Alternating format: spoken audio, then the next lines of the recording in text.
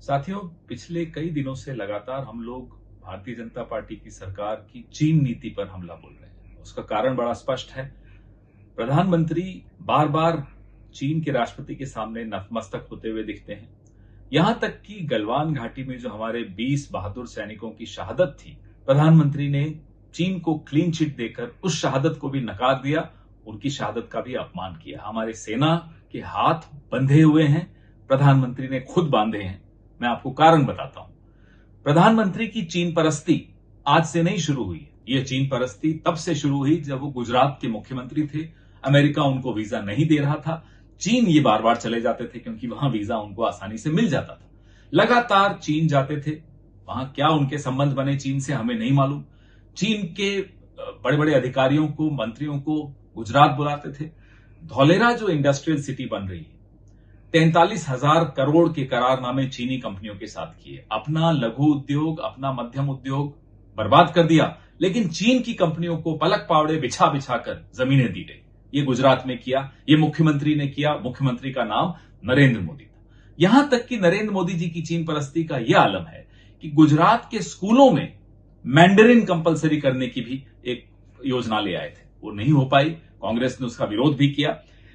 Bharatiya Janata party के नेता, 13 नेता चीन कम्युनिस्ट पार्टी के स्कूल, जिसको पार्टी स्कूल कहा जाता है, वहां पढ़ने गए। 2014 में गए। क्या पढ़ के आए हमें नहीं मालूम। क्यों इतनी करीबी, कितनी घनिष्ठता चीन के साथ, हमें नहीं मालूम।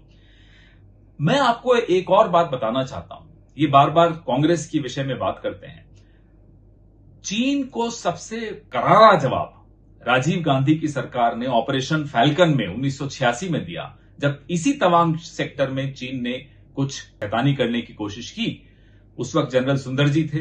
राजीव जी और जनरल सुंदर जी भी अच्छी टीम थी। राजीव गांधी की सरकार ने फौज के हाथ नहीं बांधे हुए थे। ऑपरेशन फैल्कन हुआ। ऑपरेशन फैल्कन जब हुआ, चीन घबराहट के मारे नेगोशिएटिंग टेबल पर आया। फ्लैग मीट हुई, नहीं तो वो फ्लैग मीट भी नहीं होनी थी।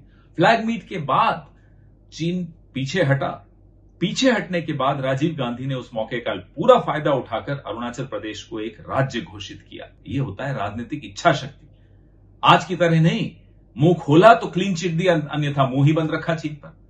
ये चीन से घबराहट प्रधानमंत्री की, इसके पीछे कोई राज है।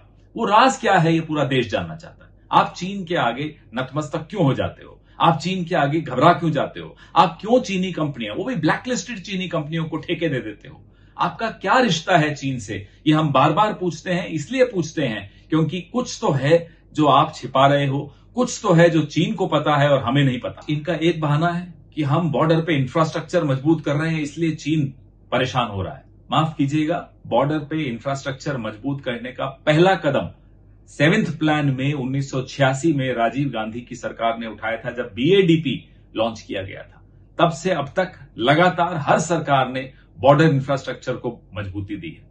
मनमोहन सिंह सरकार ने 2000 किलोमीटर लंबा ट्रांस अरुणाचल हाईवे की शुरुआत उस सरकार ने की थी। ईटानगर रेलवे स्टेशन किसने कंप्लीट किया? मनमोहन सिंह सरकार ने बनाया था।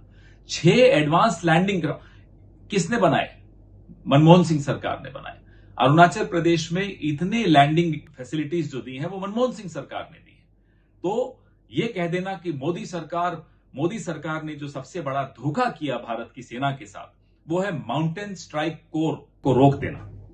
Mountain strike corps Congress party की देन थी, मनमोहन सिंह सरकार की देन थी। चीन इससे घबरा रहा था। मनमोहन सिंह सरकार के जाते ही और मोदी सरकार के आते ही माउंटेन स्ट्राइक कोर को रोक दिया गया। आखिर कारण क्या था? क्या दबाव था मोदी सरकार पर? किसका दबाव था मोदी सरकार पर कि माउंटेन स्ट्राइक कोर का काम रोक दिया गया? क्यों उसको आपने बजट नहीं सैंक्शन किया? क्यों आपने उसको एकदम ठंडे बस्ते में डाल दिया? क्या चीन का दबाव था? और अगर चीन का दबाव था, तो आखिर कारण क्या है कि चीन के आगे आप दब जाते हैं मोदी जी?